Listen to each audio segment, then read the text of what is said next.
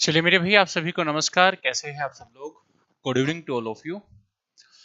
मैं नीलेश तुम्हारा एक बार फिर से आप सबके सामने हाजिर हूं मेरे भाई, और थोड़ी माफी चाहूंगा। थोड़ा सा मैं बिजी था ऑफलाइन क्लासेस में लेके, तो समय नहीं निकल पा रहा था। लेकिन आज से मैं कोशिश करूंगा कि आज हम लोग परसेंटेज को अच्छे से फिनिश कर लें, ठीक है। और जैसे ही आज हम लोग परसेंटेज को फिनिश करेंगे, उसके बाद स्टार्ट करेंगे अपना नया चैप्टर, जिसका नाम होगा रेशियो एंड प्रोपोर्शनल। ठीक है जी, एक बार फटाफट सारे बच्चे जल्दी से आ जाइए और चैट बॉक्स में मुझे बता दीजिए ऑडियो वीडियो परफेक्ट है क्या। फिर स्टार्टिंग करेंगे आज के सेशन को। हेलो रवि, एक बार सारे मेरे भी सेशन को लाइक और शेयर कर दो जी। ठीक है बेटा, सारे बच्चे सेशन को लाइक और शेयर कर दो फटाफट जल्दी से, स्पीड के साथ में। अपने यार दोस्त भाई बहन सभी के पास में चीजों को शेयर कर दीजिएगा। चलिए एक बार आप इसको तोड़ो, फिर मैं अभी 1 मिनट आप इसको नोट।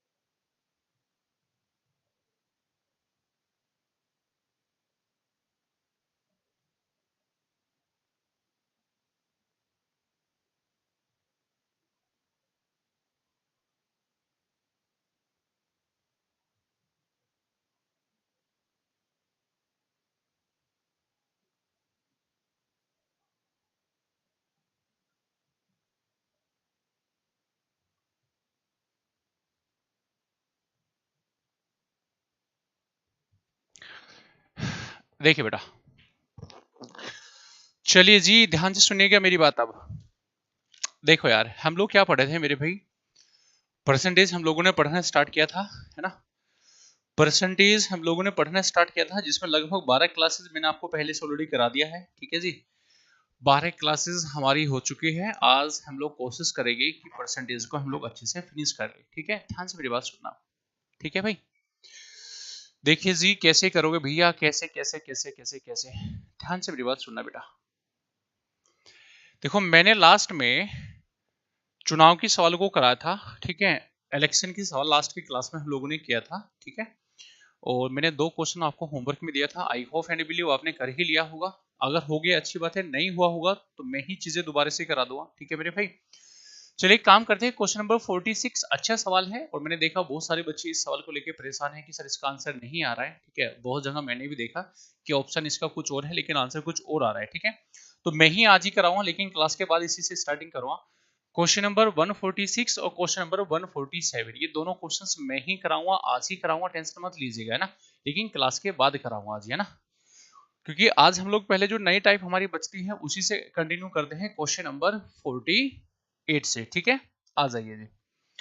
तो आज की क्लास का फर्स्ट क्वेश्चन हमारे पास में है, और अभी हमारी 3 टाइप के क्वेश्चन यहाँ से बचते हैं। कौन कौन सी 3 टाइप है, ध्यान से सुनेगा। जो इनकम वाले सवाल है वो हमारे बचे हुए हैं, साथ ही साथ में जो कमीशन के सवाल है वो हमारे बचे हुए हैं, और मेरे भी वेन डायग्राम के सवाल हमारे बचे हुए हैं। हम कोशिश करेंगे कि आज इन सभी को हम बढ़िया से फिनिश करें, चाहे 1.5 घंटे की सेशन हो, चाहे हमारा 2 घंटे की सेशन हो। ठीक है, तो चलिए स्टार्टिंग करते हैं आज का सेशन। आपके सामने पहला सवाल आ चुका है, प्लीज बताइए क्या होगा सही और सटीक आंसर, फटाफट जल्दी से बता दीजिएगा।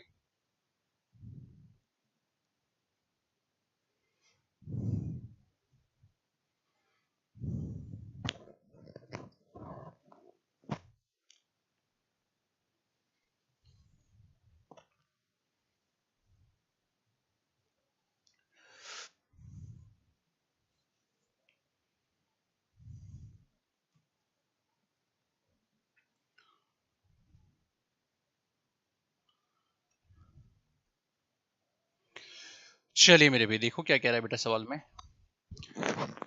सवाल में कह रहे हैं रानी अपनी इनकम का 28% की सेविंग करती है। यदि वह इतने रुपए खर्च करती है तो बताओ उसकी कुल इनकम क्या रही होगी ना। टोटल इनकम क्या रही होगी हमसे पूछा जा रहा। बहुत बेसिक सा सवाल है, आप एक बार जल्दी से ट्राई करिएगा। देखिए भाई क्या आंसर आएगा बेटा, जल्दी से बताइए क्या आंसर बनेगा।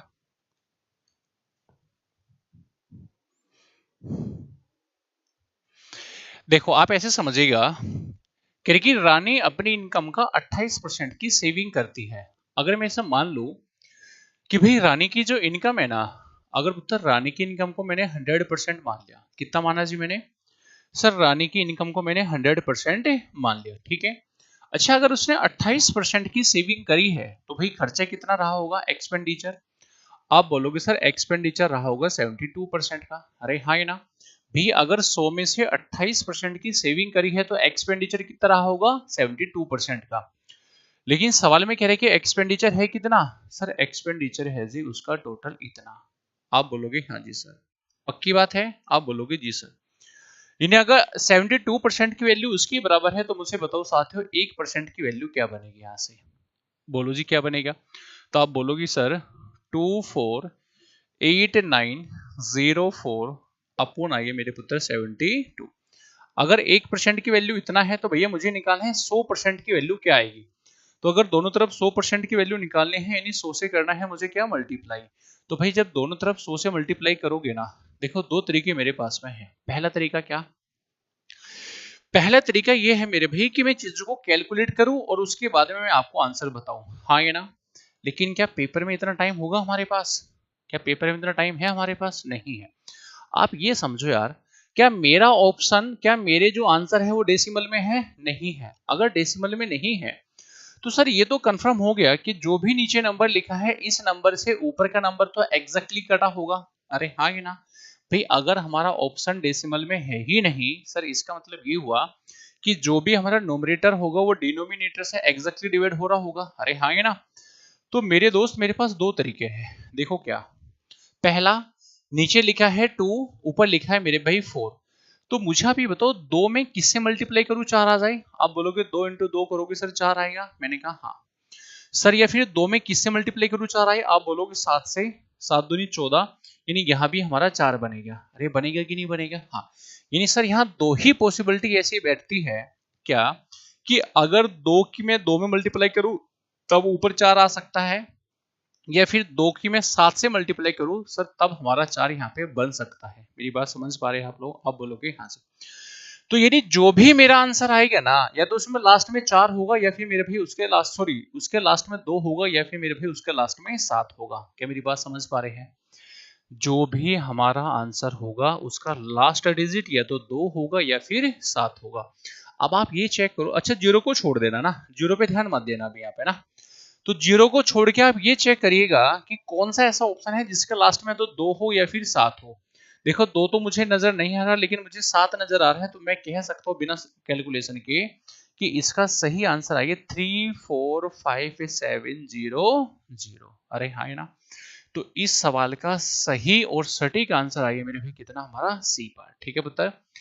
इस सवाल का सही और सटीक आंसर आइए मेरे भाई सी पार्ट, बोलो हाँ या ना। क्लियर है क्या सभी को, बोलो सारे बच्चे ठीक है क्या, आगे चला जाए जी। बताइए क्या आप लोग कर पाओगे इस सवाल को, आप बोलोगे हाँ जी सर। चलिए बेटा अब बढ़ते हैं थोड़ा सा और आगे, क्वेश्चन नंबर नेक्स्ट करे भी फटाफट सारे दोस्त।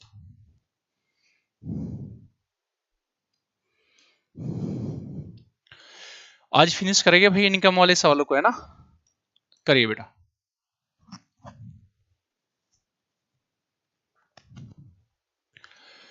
जी बताइए क्या होगा आंसर फटाफट जल्दी से।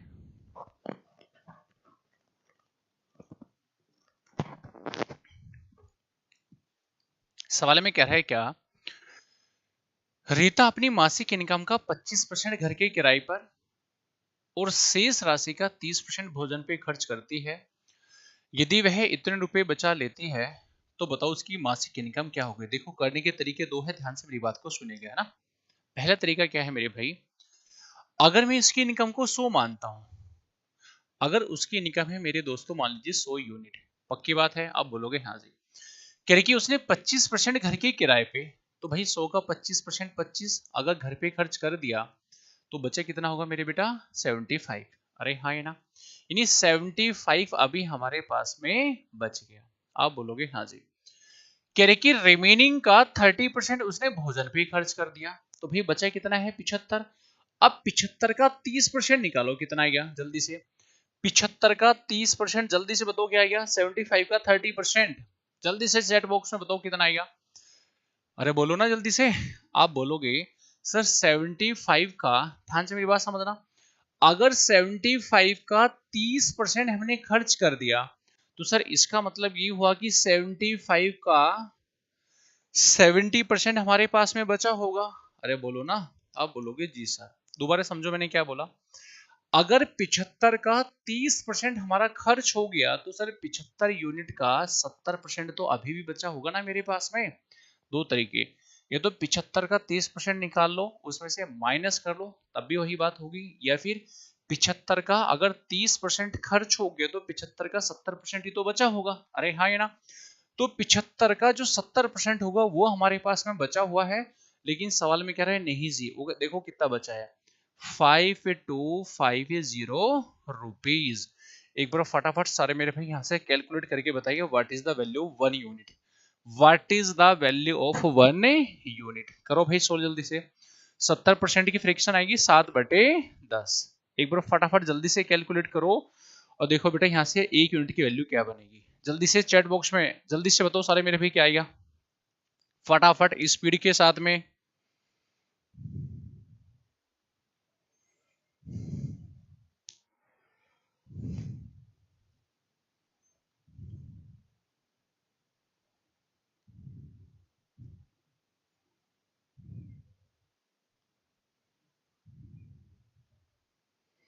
कितना है भाई, अरे बोलो ना। देखो बहुत आसान कैलकुलेशन होगी, सब कुछ कट जाएगा मेरे हिसाब से। यहाँ से एक की वैल्यू बनेगी मेरे भाई 100। अगर पुत्र एक की वैल्यू 100 है तो मुझे बताओ इनकम क्या थी, 100 यूनिट। तो भाई 100 इंटू 100 आंसर कितना आ गया मेरे बेटा, 10,000। तो उसका सही आंसर आ गया मेरे भाई कितना, टोटल 10,000। अरे हाँ ये ना, बोलो जी। भाई इन कैलकुलेशन से बचने की कोशिश मत किया करो, ठीक है। मैं आपसे जानबूझ के पूछ रहा हूं ताकि अगर क्लास में आप लोग चीजों को करोगे सोल्व तो पेपर में भी कर पाओगे। अगर क्लास में ही बचने की कोशिश करोगे तो पेपर में भी नहीं कर पाओगे, ध्यान रखना इस चीज को, ठीक है जी। आगे चले मेरे भाई, चले जी। दूसरा तरीका क्या है, दूसरा तरीका क्या है, अगर हम इसको रेशो से बनाने की कोशिश करें तो ध्यान से समझना, देखो कैसे। अगर सक्सेसिव से भी हम लोग करने की कोशिश करेंगे तो मेरे भाई उससे भी सवाल का आंसर निकाल पाओगे, ध्यान से समझना, देखो कैसे। ध्यान दो सब बच्चे। सवाल में कह रहे कि 25% खर्च कर दिया, तो मेरे भाई अगर 25% खर्च खर्च कर दिया मतलब 1/4। अरे हाँ है ना, यानी अगर इनकम होगी 4, 4 का 25% एक हमने खर्च कर दिया तो बचा कितना होगा जी, 3। क्या मेरी बात समझ पा रहे हैं आप लोग, आप बोलोगे हाँ जी। कह रहे कि रिमेनिंग का 30% भोजन पे खर्च हो गया, तो 30% की फ्रैक्शन क्या बनेगी, 3/10। इसका मतलब कि अगर उसके पास 10 रुपए बचे हैं तो 10 का 30% मतलब 3 रुपए खर्च हो गए, तो बचे कितने हो गए मेरे भी, टोटल 7। क्या और किसी को कुछ समझना है तो बताओ जल्दी से, ठीक है ना मेरे भाई। अरे हाँ ये ना, बोलो सारे दोस्त, ठीक है क्या। बस भाई उठा के इसको सोल्व करना था, सोल्व करके जो भी आ गया हमारा आंसर यहाँ से फाइनली निकल जाएगा, ठीक है भाई। उठा के सोल्व करना था, जो भी आएगा हमारा आंसर यहाँ से बन जाएगा। क्या आंसर निकाला आपने बताओ जल्दी से। कुछ कटेगा किसी से, नहीं कटेगा। तो नहीं कटेगा, यहाँ 40 बनेगा और मेरे भाई यहाँ 7 7 14 7 या 21। इसका मतलब ये हुआ कि अगर मेरी इनकम है 40 स्टार्टिंग में, और ये दोनों खर्चे के होने के बाद में अभी भी हमारी इनकम बची कितनी है, 21 यूनिट। लेकिन सवाल में कह रहा है कितनी बची है भैया, 5250। भाई अगर मेरी टोटल इनकम है इतना, ये दोनों खर्चे होने के बाद में अभी भी हमारी शेष इनकम बची कितना है, 21 यूनिट। लेकिन सवाल में कितना है, इतना, ठीक है। चलिए जी, एक की वैल्यू बताओ क्या बनेगी यहाँ से, तो आप बोलोगे सर एक की वैल्यू निकालोगे वो बनेगी जी 250। अगर एक की वैल्यू 250 है तो बताओ जी 40 की वैल्यू कितना, 40 इंटू 250, 0 0 25 चौका 100, तो आंसर आइए मेरे भाई कितना, 10,000। यानी हमारा जो आंसर आएगा मेरे दोस्तों वो आएगा टोटल 10,000, ठीक है जी। अरे बोलिए ना। आप 100 माने के भी कर सकते हो, आप यहाँ पे सीधा रेशो से भी कर सकते हो, जिससे आपका मन करे उससे हमारा आंसर निकल जाएगा, ठीक है भाई। चले, चलो जी नेक्स्ट बताओ। देखो भाई क्या आंसर आएगा फटाफट जल्दी से।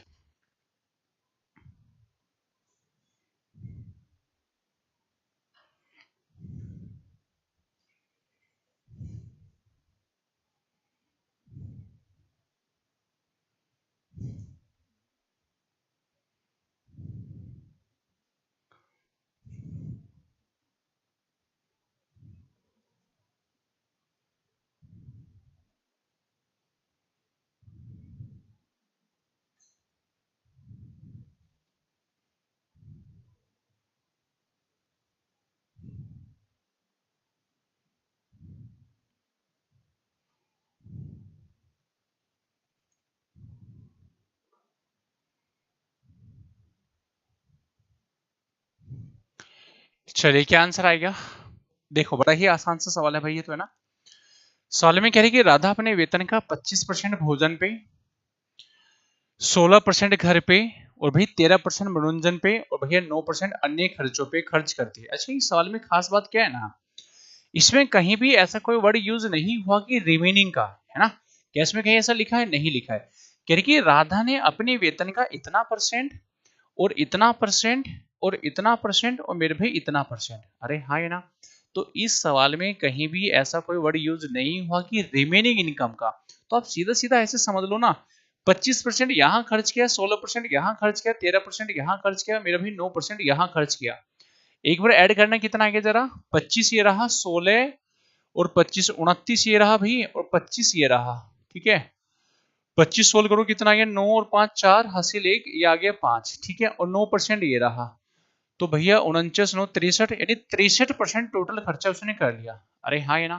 तो आप ऐसे समझ लीजिएगा कि अगर उसकी टोटल इनकम, अगर टोटल इनकम को मैं 100 मानता हूं, 100% ही मान लो, ठीक है, उसमें से टोटल खर्चा है कितना, 63%। भाई खर्चा उसने 63 कर ही दिया ना।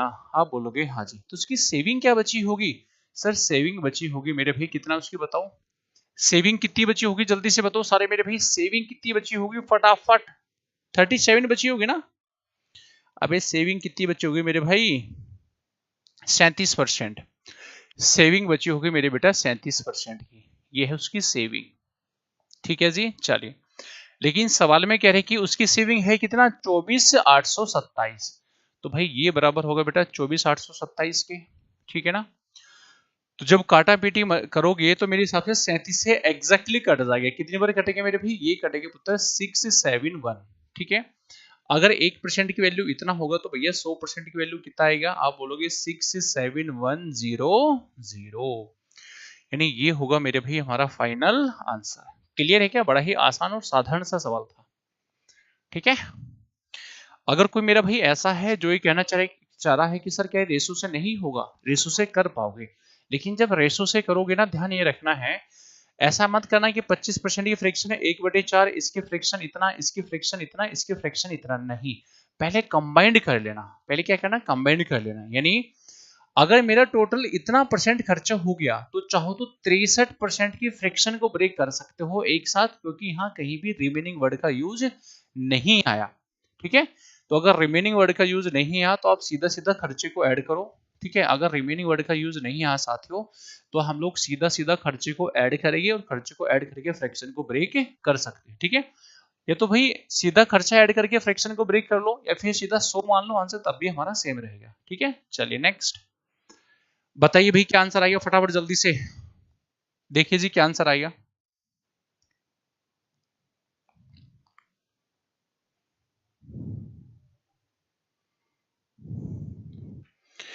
करिए करिए करिए फटाफट जल्दी से, स्पीड से बताइए भाई क्या आंसर आएगा, जल्दी फटाफट स्पीड के साथ में। अच्छा हिंदी में देखो छुटा हुआ है सवाल, है ना भाई, हिंदी में छुटा हुआ बेटा, इंग्लिश में ठीक लिखा है। हिंदी में छुटा हुआ है, इंग्लिश में ठीक लिखा है मेरे भाई।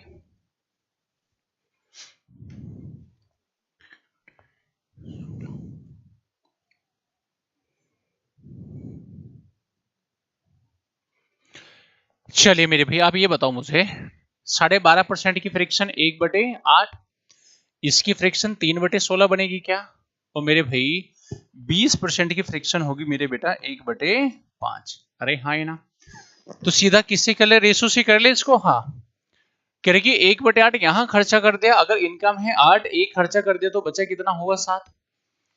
कह रहे हैं क्या कि रिमेनिंग का इतना परसेंट, मतलब 3/16, अगर इनकम 16 होगी, 3 का खर्चा बचा कितना होगा जी, 13। ठीक है।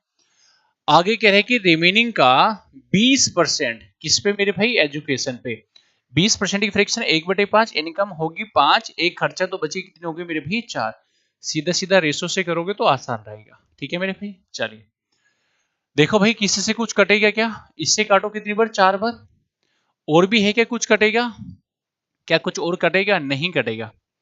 बोलो क्या कुछ और कुछ कटेगा क्या, नहीं कटेगा ना। चलिए जी अब देखो कैसे करोगे, 4 पंजे 20, 20 की करोगे 8 में 160 बनेगा, और मेरे भाई 13 सत्ते 91 91 बचेगा। मतलब अगर टोटल इनकम है 160, ये तीनों खर्चे करने के बाद में अभी भी इनकम बची कितनी है, शेष रिमेनिंग 91।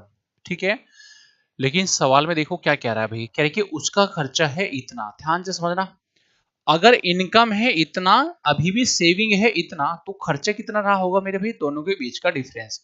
डिफरेंस कितना है तो देखना 69 यूनिट आएगा।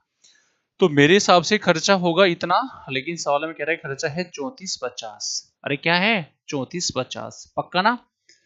चले 1 यूनिट की वैल्यू निकालो, कितना आएगी, what is the value of 1 unit.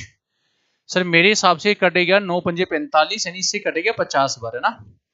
एक की वैल्यू अगर 50 है तो भैया मैंने कहा मुझे बताओ उसकी इनकम क्या है। इनकम क्या है बेटा, 160 यूनिट, और 1 यूनिट की वैल्यू कितना है 50, 16 पंजे 80।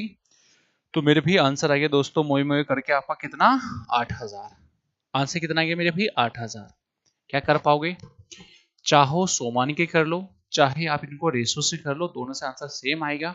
लेकिन मैं एडवाइस दूंगा आपको कि with the help of ratio करोगे, जहां फ्रैक्शन ज्यादा आ रही होगी तो पेपर में कैलकुलेशन थोड़ी सी आसान हो सकती है। ठीक है जी, आगे चले मेरे भाई, चलिए जी नेक्स्ट बताइए भी क्या आंसर आएगा। बढ़िया सवाल है पेपर का।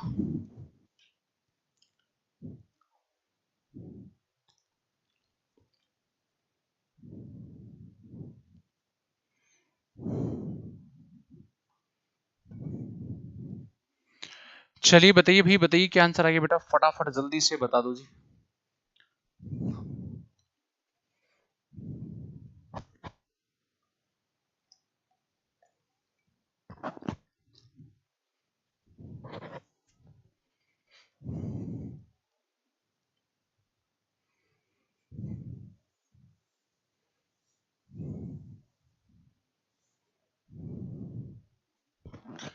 चलिए भाई बताइए।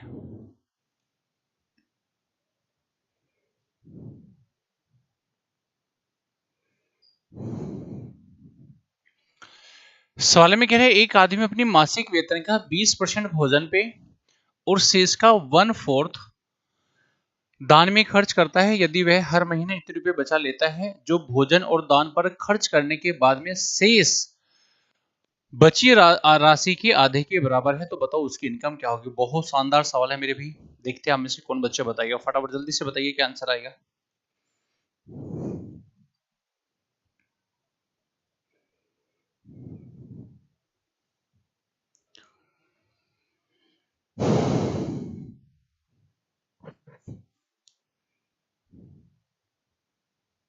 देखो भाई कैसे, क्या आप लोगों ने ध्यान से समझना, कह रहे कि 20% भोजन पे 20% की फ्रैक्शन है 1/5। अगर इनकम है 5, 1 का खर्चा कर दिया, बचे कितना होगा मेरे भाई 4।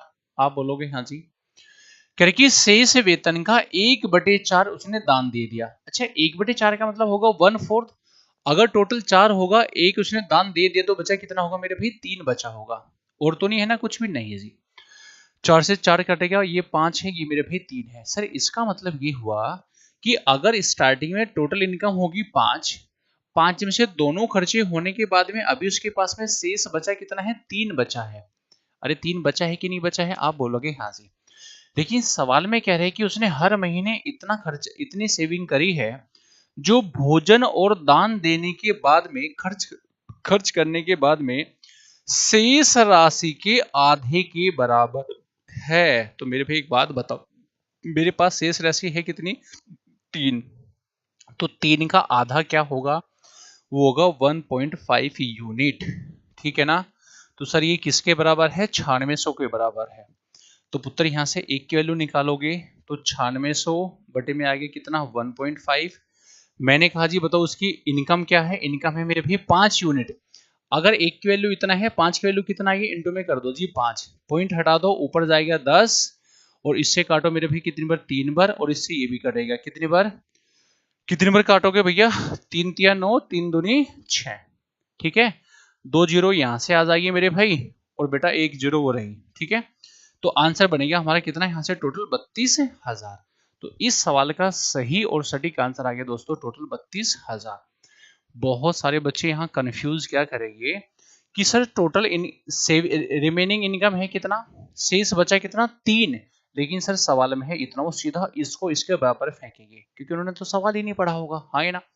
सवाल में क्या कह रहा है कि अगर हर महीने इतना पैसा बचाया जो भोजन और दान पर खर्च करने के बाद में शेष राशि के आधे के बराबर है, तो शेष राशि तो 3 है ना मेरे भाई, 3 का आधा कितना आ गया 1.5, तो नहीं आधे के बराबर है ना ये, तो आधा कितना आ गया 3 का 1.5, तो 1.5 बराबर इतने की, एक की वैल्यू इतना, तो इनकम कितना है 5, तो 5 की वैल्यू आपको निकालनी है, जो आंसर आ गया हमारा टोटल कितना 32,000। ठीक है जी, बोलो साथियों, सारे मेरे भाई एक बार जल्दी से बताओ इट इज क्लियर और नॉट, सारे मेरे भाई जल्दी से बता दो इट इज क्लियर और नॉट, डन है ना, आगे चला जाए जी। चलिए नेक्स्ट करिए भाई, बहुत शानदार सवाल है बेटा, जल्दी से कर दो फटाफट, करिए भाई करिए जल्दी से।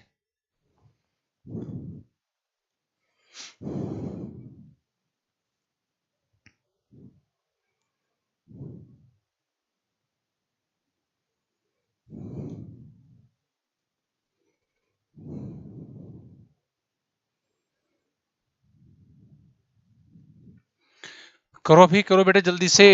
राजन अपने वेतन का 10% किराए पे खर्च करता है, वह अपने वेतन के शेष भाग का 20% परिवहन पे, उसके बाद वह शेष वेतन का 40% भोजन पे, इसके अलावा वह मेरे भाई शेष वेतन का 80% बिलों पर खर्च करता है, और वह बैंक में 5,000 रुपए जमा भी करा देता है। ओके, और वह इतने रुपए अपने छोटे मोटे खर्चों के लिए रख रखाव के लिए रख लेता है, तो बताओ भाई उसका टोटल वेतन क्या रहा होगा। अच्छा भाई, उसका वेतन क्या रहा होगा बेटा, ये पूछा जा रहा है। चलिए आप एक बार ट्राई कर दो जल्दी से फटाफट, फिर देखते क्या आंसर आएगा।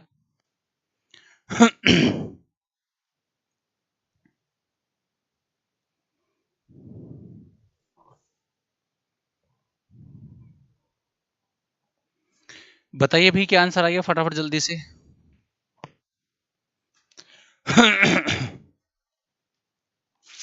करिए करिए करिए फटाफट जल्दी से सारे मेरे भाई, क्या होगा फाइनल आंसर, जल्दी से बताओ बेटा, जल्दी फटाफट स्पीड से। देखो आप मेरे दोस्तों ऐसे समझिएगा, कुछ और तो नहीं कह रहा है हिंदी इंग्लिश में अलग अलग तो नहीं, कुछ भी नहीं है जी। सुनिए, रेशो से बनाओ, 10% खर्च करे 10% की फ्रैक्शन 1/10, अगर इनकम है 10, एक खर्चा कर दिया, बचा कितना होगा 9। कह रही कि शेष वेतन का 20%, 20% की फ्रैक्शन 1/5, 5 होगा, एक खर्चा कर दिया, बचा कितना मेरे भाई 4। चलिए जी, उसके बाद में शेष वेतन का 40% मतलब 2/5, 5 टोटल होगा, 2 खर्चा है, बचा कितना मेरे भाई 3। ठीक है ना, इसके अलावा कह रहे कि 80%, रिमेनिंग का 80%, तो 80% की फ्रैक्शन 4/5, तो 5 टोटल रही होगी, 4 खर्चा हो गया, बचा कितना जी 1। क्या कुछ और भी है, आप बोलोगे नहीं सर और कुछ भी नहीं है। सबसे पहले सोल्व कर लो भाई, देखो किससे किसको काटोगे रे हैं, अगर मैं 2 से ही काट लू, 2 से काटोगे 2 बार, 2 से काटोगे मेरे भी कितनी बार 5 बार। ठीक है, तो 25 इंटू 25 625 तो यहाँ बनेगा। ठीक है मेरे भाई, 5 इंटू 5 इंटू 5 इंटू 5 625 बनेगा, और यहाँ कितना बनेगा 9×54, यहाँ आएगा मेरे भाई 54। इसका मतलब ये हुआ, क्या हुआ जी, अगर उसकी टोटल इनकम है इतना, चारों खर्चे होने के बाद में अभी भी उसकी सेविंग बची कितना 54 यूनिट बचा है। लेकिन आप बोलोगे सर इसमें तो सेविंग है ही नहीं सवाल में, है ना, ध्यान से समझो मेरी बात, आप बोलोगे सर इसमें तो सेविंग है ही नहीं सवाल में, ध्यान से सुनेगा, सवाल में कह रहा है कि उसने बैंक में इतना पैसा जमा कर दिया, ठीक है जी, और मेरे भी उसने छोटे मोटे कामों के लिए इतना पैसा अपने पास बचा लिया। देखो इस सवाल में खास बात क्या है मेरे भाई, कि कुछ खर्चे हमारे परसेंटेज में हैं, और कुछ खर्चे हमने बैंक में जो पैसा मैंने बचाया वो अमाउंट की फॉर्म में बचाया। तो आप ये समझो कि जो पैसा उसने बैंक में जमा करा है 5,000, अगर मैं बैंक में जमा कराऊं ही नहीं तो सर इसका पैसा तो मेरे पास बचा होगा। अरे हाँ ही ना, जो मैंने 1480 रुपये अपने छोटे मोटे काम के लिए रखे थे, मैं कहूँ जी अगर वो पैसा मैं काम के लिए रखूं ही नहीं तो सर इसका मतलब क्या हुआ कि वो पैसा मेरे पास ही बचा होगा। सर कुल मिला के मुद्दा इतना है कि जो अमाउंट हमारा पैसे में होगा, ध्यान समझना, यानी जो खर्चा हमारा अमाउंट में होगा, पैसों में होगा, अगर वो खर्चा मैं करूं ही नहीं तो सर वही तो मेरी सेविंग होगी। तो इस सवाल में इनडायरेक्ट वे में ये कह रहा है एग्जामिनर कि देखो 5,000 तो उसने यहां बचा लिए अगर वो जमा ना करे, और 1480 मेरे भाई यहां बचा लिए। तो आप सीधा सीधा कह सकते हो 6,480, यानी यहां 6,480 रुपए की सेविंग हो जाएगी अगर ये खर्चा मैं अमाउंट वाला वहां पे ना करूं। अरे हाँ है ना, तो ये 54 की वैल्यू इसके बराबर होगी। अरे होगी कि नहीं होगी, आप बोलोगे हाँ जी। अरे 54 की वैल्यू इसके बराबर है कि नहीं है, जल्दी से बताओ सारे बच्चे, हाँ या ना।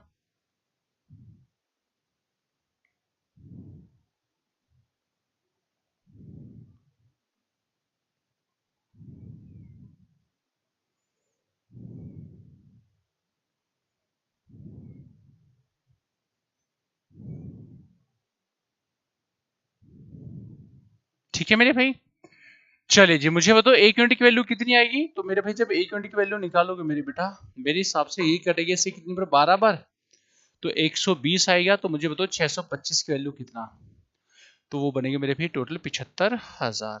क्या मेरी बात समझ पा रहे हो, हाँ जी। यानी ऐसे सवालों में आप बस ये ध्यान रखिएगा, ऐसे सवालों में मेरे भाई आपको ये ध्यान रखना है कि जो खर्चा, जो एक्सपेंडिचर हमारा अमाउंट में आएगा, जो पैसे में होगा, अगर वो खर्च में करूं ही नहीं तो सर इसका मतलब वो तो मेरी सेविंग बच जाएगी, हाँ या ना। तो उसको हम लोग ऐसे सवालों में सेविंग मान के चलेंगे। बस ध्यान ये रखना है, अगर हमारे सवालों में खर्चा परसेंटेज में भी है और खर्चा हमारा किस में है जी, अमाउंट में भी है, तो जो अमाउंट का खर्चा होगा हम उसको खर्चे को करेगी ही नहीं, तो वो हमारी सेविंग बन जाएगा। क्या मेरी बात समझ आ रही है, ध्यान से करना, बहुत शानदार सवाल है पेपर का।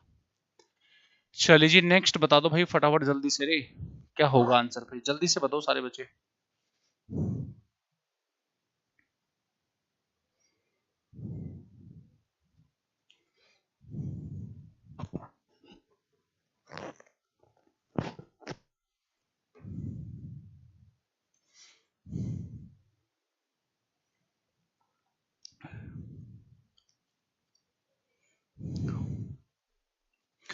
करिए भी करिए सारे बच्चे। राजू यातायात और भोजन पर क्रम से अपनी इनकम का 10% और 20% खर्च करता है।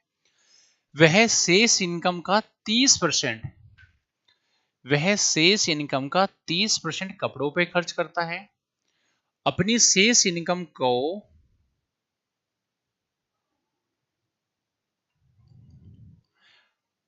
चलिए जी, यदि वह उसकी बचत इतने रुपए हो जो भोजन और कपड़ों पर मिलाकर कुल खर्च किया गया होगा। क्या कहना चाह रहा है भाई, Raju spends 10% and 20% on his income on transport and food respectively. He spent 30% on the remaining income on clothing यानी कपड़े पे.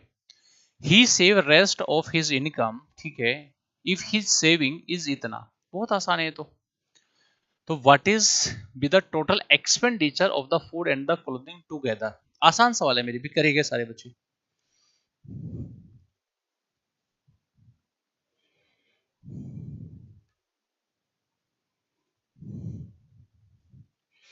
देखो बहुत आसान है, कुछ भी नहीं है ना, सवाल को आप ऐसे समझिएगा मेरे भाई, अगर मैं उसकी टोटल इनकम को कुछ मान लूं, क्या मान लूं मेरे भाई, अगर टोटल इनकम को मैंने 100% मान लो या 100 यूनिट मान लो, जो आपका मन करे मान लो, मैंने मान लिया कि उसकी टोटल इनकम कितना है, 100 यूनिट है, पक्का ना, आप बोलोगे हाँ जी। कह रहे कि 10% और 20% उसने कहां कहां खर्च किया, उसने मेरे भाई अपने ट्रांसपोर्ट पे खर्च किया, मेरे भाई उसने अपने भोजन पे खर्च किया, कितना 10 और 20। तो जी इसका 10% मतलब 10 रुपए कहां खर्च किया, ट्रांसपोर्ट पे। इसका 20% यानी 20 रुपए कहां खर्च किए, इसने फूड पे खर्च किए। तो जी बचे कितने हो गए मेरे भाई, 100 में से 10 और 20 30 रुपए खर्च हो गए, बचे कितने हो गए जी 70। यानी ये मेरे भाई बच गया हमारे पास रिमेनिंग, कब, ट्रांसपोर्ट और फूड पे खर्च करने के बाद में 70 रुपए अभी हमारे पास में बच गया, हाँ ये ना। अब कह रहे कि शेष इनकम का 30% उसने कपड़ों पे खर्च कर दिया, तो 70 का 30%, 7 या 21 ने 21 आएगा। ये उसने उसके किस पे, क्लोथिंग पे यानी मेरे भाई कपड़ों पे खर्च कर दिया। तो मेरे पुत्र बचा कितना होगा, आप बोलोगे सर अब बचा है उसके पास 49 यूनिट पैसा बचा है शेष। लेकिन सवाल में कह रहे हैं कि उसकी जो सेविंग है ना, कितना है, 26,460। तो ये बराबर है 26,460 की, ठीक है। तो ये इसके बराबर है, एक की वैल्यू निकालो, देखो क्या आएगा यहां से, एक की वैल्यू निकालना बेटा, कितना आएगा, what is the value 1 unit. Sir आप बोलोगे 1 यूनिट की वैल्यू बनेगी 540। अगर एक की वैल्यू 540 है तो मैंने क्या पूछा, ध्यान से समझना, मैंने टोटल इनकम नहीं पूछी सवाल में। अब के हमने सवाल में टोटल इनकम नहीं पूछी है, मैंने कहा then what will be the total expenditure, then what will be the total expenditure on food and clothing together, food पे और किस पे, फूड और क्लोथिंग पे है ना, क्लोथिंग बोले तो क्लोथिंग बोले तो कपड़ों पे, फूड पे 20 है, कपड़ों पे है 21, तो टोटल खर्चा कितना है 41 यूनिट का। भाई फूड पे है 20 यूनिट, कपड़े पे है 21 यूनिट, टोटल खर्चा कितना 41 यूनिट का, और एक यूनिट की वैल्यू कितना है 540। बस भाई इसको सोल्व कर लेना, जो बनेगा आंसर बनेगा। चेक करो क्या आंसर आएगा। आंसर आएगा 26420, 26420। आंसर क्या बनेगा 26460, 26420, यानी D part is correct answer. ठीक है,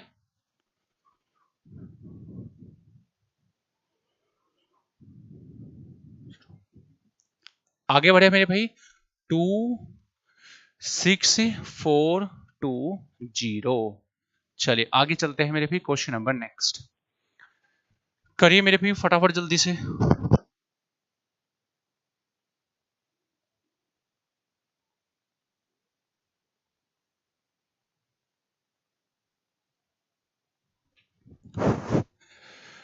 चलिए मेरे भाई बहुत शानदार सवाल है, एक बार जल्दी से ट्राई करिएगा।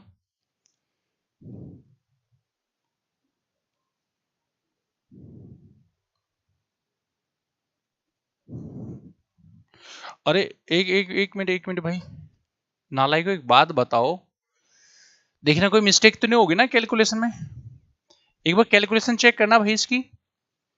41 इंटू 540 क्या बनेगा 22,140 बनेगा। भाई ये क्या कर दिया आप लोगों ने, 26 थोड़ा ही बनेगा, ये बनेगा 22,140, सॉरी 22,140। ठीक है, चलिए नेक्स्ट करिए भी, क्या आंसर आएगा, करिए करिए करिए फटाफट जल्दी से। सीजीएल 2022 का सवाल है भाई, बताओ, सीजीएल 2022 में ही पूछा हुआ सवाल है।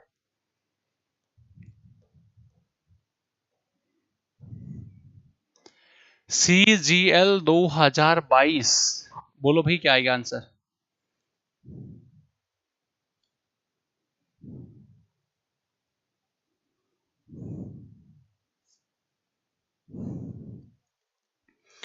करिए भी करिए सारे बच्चे, बहुत प्यारा सा सवाल है पेपर का, जल्दी से बताओ क्या आंसर आएगा। एक आदमी और उसके परिवार पे निर्वह खर्च उसके वेतन का 60% है। ओके, वह अपने इनकम को 30 और 60% की दो सक्सेसिव इंक्रीमेंट देता है। यदि उसकी बचत उसकी प्रारंभिक बचत से 250% बढ़ जाती है तो नए एक्सपेंडिचर बढ़े हुए वेतन का कितना परसेंट रहा होगा। चलो जी बताओ क्या आंसर आएगा, जल्दी से बता दो फटाफट, तेजी से बता दो जी क्या आंसर आएगा। बताओ भाई बताओ जल्दी से बेटा क्या आंसर आएगा रे।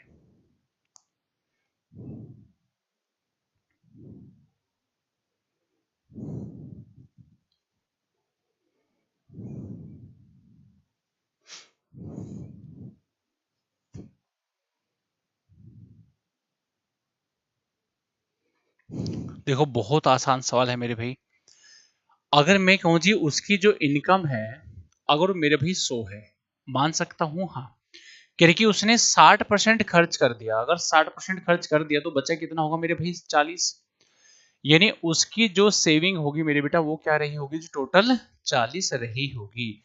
अरे सेविंग क्या होगी जी, सेविंग होगी मेरे पे टोटल 40। चलिए कह रही कि उसने अपने वेतन को क्रम से 30% और 60% बढ़ा, देखो सक्सेसिव बढ़ाए तो 1 by 1 बढ़ाओगे है ना, क्रम से बढ़ाओगे, पहले 30% बढ़ाओगे बढ़ के 130 होगा। ठीक है, अब कह रहे फिर से उसने इसको 60% फिर बढ़ा दिया, तो 13 छिंग 78, 78 बढ़ गया, तो अगर 78 बढ़ गया तो भाई बढ़ के कितना होगा मेरे भाई 208, यानी दो सक्सेसिव इंक्रीमेंट के बाद में उसका जो इनकम है अब होगी मेरे भाई 208। हाँ ये ना, सवाल में क्या कह रहा है कि उसकी जो सेविंग है, उसकी जो सेविंग है बचत, वो पहले की बचत का 250% बढ़ जाती है। तो मुझे बताओ 40 का 250% कितना आएगा, बोलो भाई 40 का 250% निकालना, 40 का 250%, लो जी निकाल लेते हो बड़े आराम से। 2 जीरो से 2 जीरो, 25 चौका 100, यानी ये बढ़ गई 100।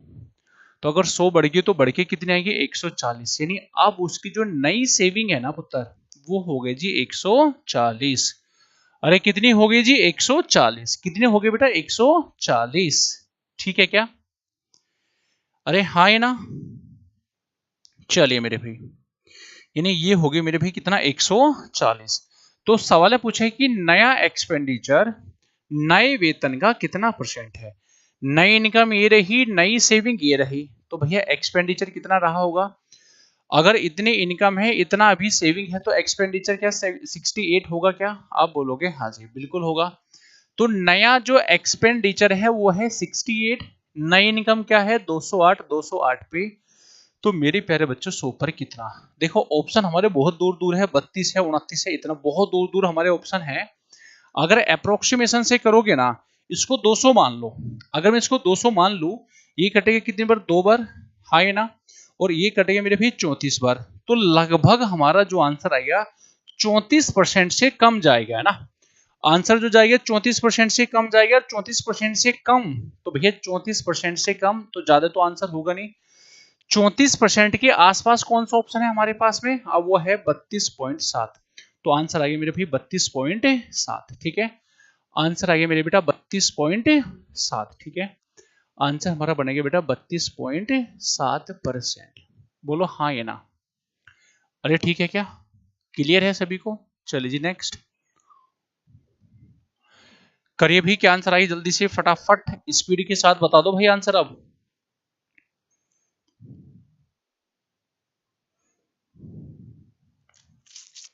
चलिए जी, बहुत शानदार सवाल है मेरे भाई, बहुत आसान भी है, लैंग्वेज बड़ी प्यारी है, आप लोग पढ़े और करें, क्या आंसर आएगा।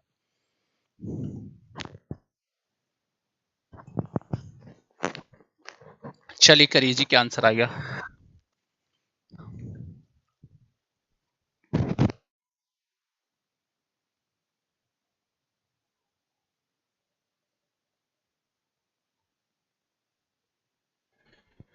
करिए भी, करिए फटाफट जल्दी से, देखो क्या आंसर बनेगा साथियों।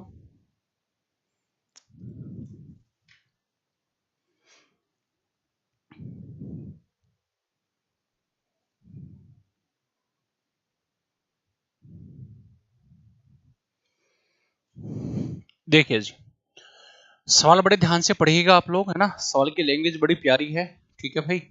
बहुत आसान सवाल है, बस थोड़ा सा समझना है आपने, है ना। क्योंकि एक आदमी अपने वेतन का 30% अपने दोस्त को, देखो अगर उसकी इनकम को मैं 100 मानता हूं, या फिर आप ऐसे समझ लो, अगर उसकी इनकम को मैं 100 मानता हूं, क्या मान लू मेरे भाई 100 मान लो, ठीक है पुत्र, आप बोलोगे हाँ जी। अगर इनकम को मैं 100 मान लू, तो मेरे प्यारे बच्चों एक बात बताओ, 30% उसने अपने दोस्त को, तो 30%, 100 का 30%, 30 उसने अपने दोस्त को दे दिया, बचे कितना होगा मेरे भाई 70। अरे हाँ है ना, आप बोलोगे हाँ जी। शेष का 40% उसने चिट फंड में निवेश किया, तो शेष है 70, 70 का 40% कितना गया 7 चौक 28, 28 उसने किस में मेरे भाई चिट फंड में, है ना, चिट फंड में कोई फंड रहा होगा उसमें उसने यहाँ पे जमा करा दिया 28। तो बचा कितना होगा भाई, देखना उसके पास अभी भी 70 में से 20 माइनस करोगे 50, 50 में से और 8 माइनस करोगे मेरे भाई कितना 42। अभी उसके पास में इतना पैसा बच गया मेरे भाई शेष, ठीक है। अब जो शेष पैसा बचा है ना 42, इसको उसने बांट दिया दो जगह, एक उसने बीमा योजना में, और दूसरा मेरे भाई उसने पीपीएफ में, पीपीएफ में किस रेशो में, 4 और 3 के रेशो में। तो मेरे भाई 7 और 4, देखना कितना आ गया, 3 और 4 7, 7 की वैल्यू 42, 1 की वैल्यू 6, तो 6 चौक 24, 24 यहाँ आया होगा, और 6 18, यानी 18 रुपए उसने यहाँ बांटे होंगे। क्या मेरी बात समझ आ रही है? यानी जो शेष पैसा 42 बचा है, इसको दो जगह बांटा है इस रेशो में, तो 4 और 3 7, 7 बराबर 42, 1 की वैल्यू 6, अगर 1 की 6 है, 4 की होगी 24, 3 की होगी मेरे भाई 18। आप बोलोगे जी श्रीमान, ठीक है भाई, क्लियर है, पक्की बात मान लो दोस्तों, आप बोलोगे हाँ जी। अब ध्यान से सवाल समझना क्या कह रहा है।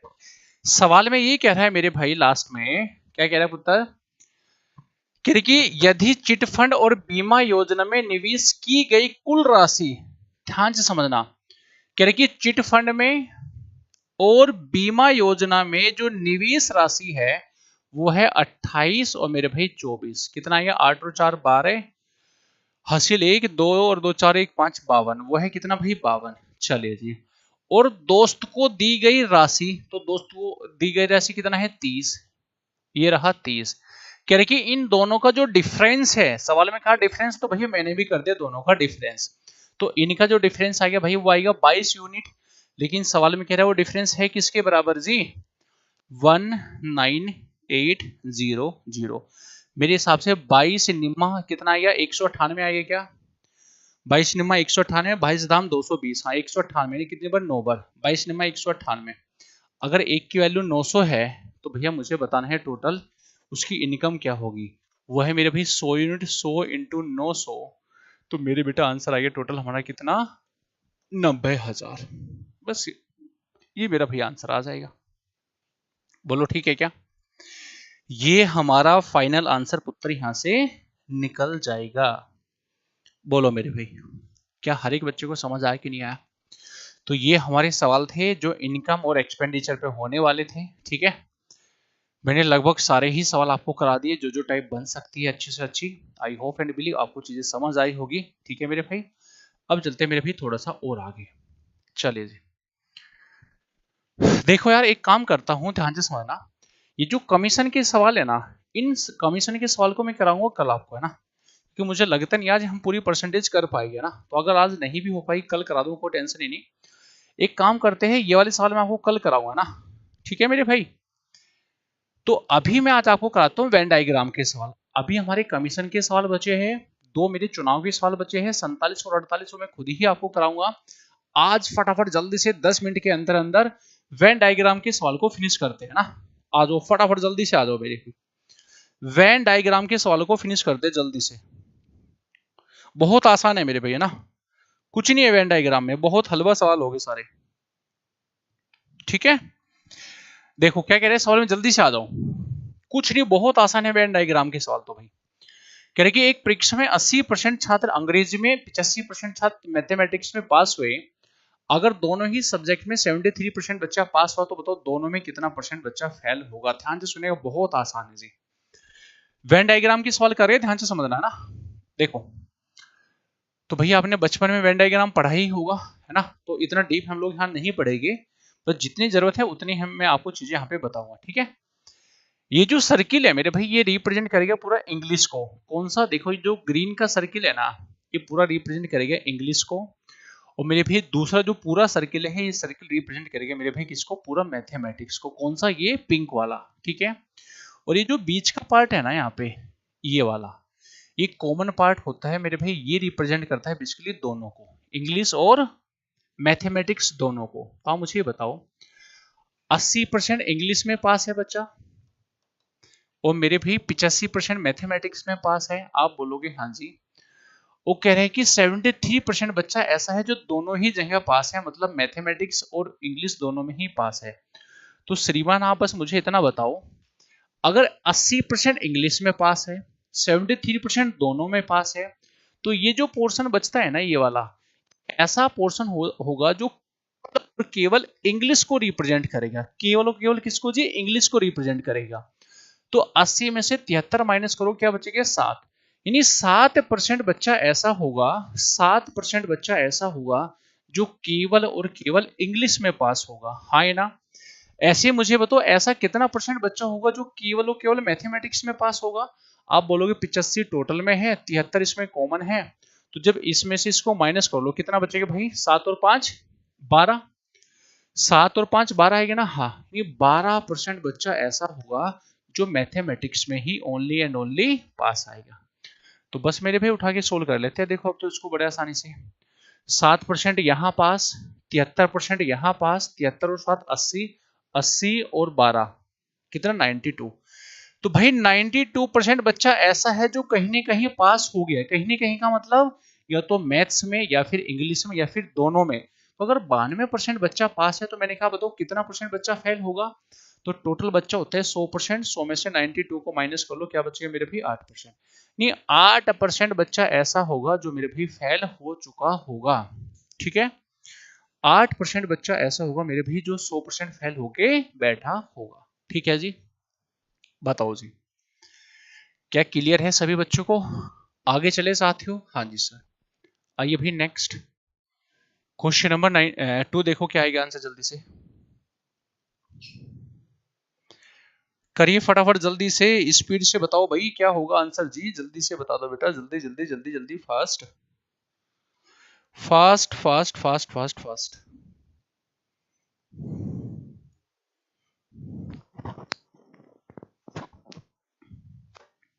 बहुत आसान है मेरे भाई। In a group of student 70% can speak English, 65% can speak Hindi, if 27% of the student can speak none of the two languages, then what percentage of the group can speak both languages? Okay, कौन भाई बताइए, जल्दी से बता दो भाई। छात्रों के समूह में 70% अंग्रेजी बोल सकते हैं, 65% हिंदी है, और अगर 27% छात्र दोनों में से कोई सी भी भाषा नहीं बोलते हैं। अब आप एक बात समझो, देखो इधर आ जाओ, यहां छोटी सी बात समझने इस सवाल में मेरे भैया ना, दो ही लैंग्वेज है, हिंदी भी है मेरे भाई, इंग्लिश भी है ना, तो ये रिप्रेजेंट करेगा हिंदी, ये रिप्रेजेंट करेगा मेरे बेटा इंग्लिश को। ठीक है, उल्टा तो नहीं लिखा मैंने, कोई बात नहीं, इसको ठीक कर लो, इसको इंग्लिश लिख लो भैया, क्योंकि इंग्लिश पहले है, इसको मेरे बेटा हिंदी लिख लो आप लोग। ठीक है, सुनेगा।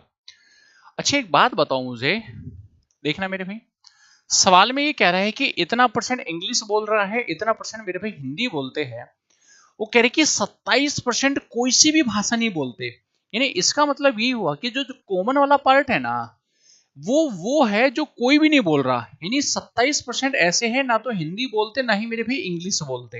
अरे हाँ है ना, तो मुझे आप ये बताओ, अगर 70%, ध्यान से सुनेगा, अगर 70% अंग्रेजी बोलते हैं तो मैं कह सकता हूं 30% है अंग्रेजी नहीं बोली होगी, इंग्लिश को नहीं बोला होगा। चलिए जी, अगर 65% हिंदी बोलते हैं तो सर इसका मतलब ये हुआ कि 35% ने हिंदी को नहीं बोला होगा। अब आपके मन में डाउट आएगा कि सर आपने इसमें से 100 में से माइनस क्यों किया। आप हमेशा ध्यान रखना, जो ये बीच वाली वैल्यू होगी ना, ये हमें जो पता है ना, ये वो वैल्यू पता है जो कोई भी लैंग्वेज नहीं बोलता है, तो जो ये बीच की वैल्यू पता होगी ना, जिसके रेस्पेक्ट में, उसी के रेस्पेक्ट में हम ऊपर वाले को उठा के सोल्व करेंगे। या फिर आप ऐसा समझो, या फिर मेरे भैया आप ऐसा समझो, ध्यान से समझना, मैंने क्यों बोला ऐसा, मैंने आपको ऐसा इसलिए बोला, ध्यान दो सब बच्चे, कि अगर मुझे पता है 27% दोनों नहीं बोलते और ये कौन सी है जो बोलते हैं, तो मेरे भी उससे क्या होगा, हमारी चीजें जो कैलकुलेशन होगा वो आपस में मिसमैच हो जाएगा। तो आप हमेशा ध्यान रखना, जो कॉमन की वैल्यू पता होगी उसी के रेस्पेक्ट में हम ऊपर की वैल्यू उठा के चलेंगे। मैं 2-3 सवाल कराऊंगा, आपको चीजें समझ आ जाएगी। ठीक है, देखो 30% यहां इंग्लिश नहीं बोलते, 27% ऐसे हैं जो दोनों नहीं बोलते, को केवल और केवल मुझे आप वो बताओ जो केवल और केवल इंग्लिश नहीं बोलेंगे। आप बोलोगे 30 में से इसको माइनस करोगे यानी 3, इसका मतलब 3% ऐसे स्टूडेंट होंगे जो इंग्लिश नहीं बोलते हैं, 35% हिंदी नहीं बोलते, 27% ऐसे हैं जो दोनों नहीं बोलते, केवल और केवल हिंदी ना बोलने वाले कितने हो गए जी, आप बोलोगे 3 और 5 8, नहीं 8% ऐसे हो गए मेरे भी जो हिंदी नहीं बोलते होंगे, ओनली एंड ओनली। ठीक है, चलिए जी, 27 और 3 30 और 8 38, यानी 38% ऐसे छात्र होंगे जो कोई भी लैंग्वेज नहीं बोलते होंगे। तो सवाल में कह रहे हैं तब समूह में कौन सी भाषाएं बोली जा सकती है, इसका मतलब ये हुआ ध्यान से समझना कि टोटल कितने परसेंट लोग भाषा नहीं बोलते होंगे। तो ये पूछा है कि बताओ कितने परसेंट भाषा नहीं बोली जा रही होगी ना, तो आंसर कितना है मेरे भाई, 38%। क्या ये बात सही है क्या, बोलो सारे बच्चे, बात सही है क्या? अरे नालायक, वो सवाल में कह रहा है ये कि बताओ समूह में कितनी परसेंट भाषाएं बोली जा रही है। सर जी 38% तो नहीं बोली जा रही, तो भैया 100 में से 38 को माइनस कर लो ना, जब 100 में से 38 को माइनस करोगे आप बोलोगे सर 62% भाषा बोली जा रही होगी, चाहे वो हिंदी हो, चाहे वो इंग्लिश हो, चाहे मेरे भाई वो क्या हो, आपस में दोनों हो। तो 38 पे टिक मत मारना, ये है कि जो नहीं बोली जा रही। सवाल में कह रहा है कितने परसेंट भाषा बोली जा रही है, आप बोलोगे 62% भाषा मेरे भाई वहां पे बोली जा रही होगी। ठीक है, तो 62% भाषा मेरे भाई वहां पे बोली जा रही होगी।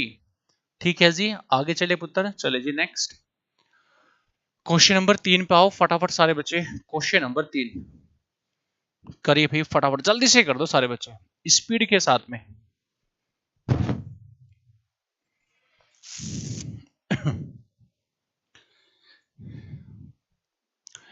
चलिए अच्छे, काम करता हूँ, क्वेश्चन नंबर 3 में आपको होमवर्क में दे रहा हूँ ना, क्योंकि मैंने देखा आज तो ये वैसे भी फिनिश नहीं हो पा रहा चैप्टर हमारा। कल ध्यान से सुनिएगा, क्या करना है, एक क्लास और होगी मात्र 1 घंटे की ना, मैक्सिमम 1 घंटे में कल चैप्टर फिनिश हो जाएगा ना। कल आगे के 2-3 सवाल और है इसमें, वेन डायग्राम में लगभग 7-8 सवाल ही है इसमें। ठीक है, कल मैं इसको भी कराऊंगा आपको। ठीक है, इसको हम लोग कल फिनिश कर लेंगे भाई। और उसके बाद में कमीशन के सवाल है वो भी कल ही करा दूंगा मैं आपको। ठीक है, और उसके बाद में जो चुनाव के 2 सवाल बचते हैं वो भी मैं आपको कल ही कराऊंगा मैक्सिमम, क्योंकि आज ही फिनिश हो ही नहीं रहा है ना, फिर भी टाइम लगेगा, मतलब कल मुझे क्लास लेनी ही होगी इस पे परसेंटेज पे ही।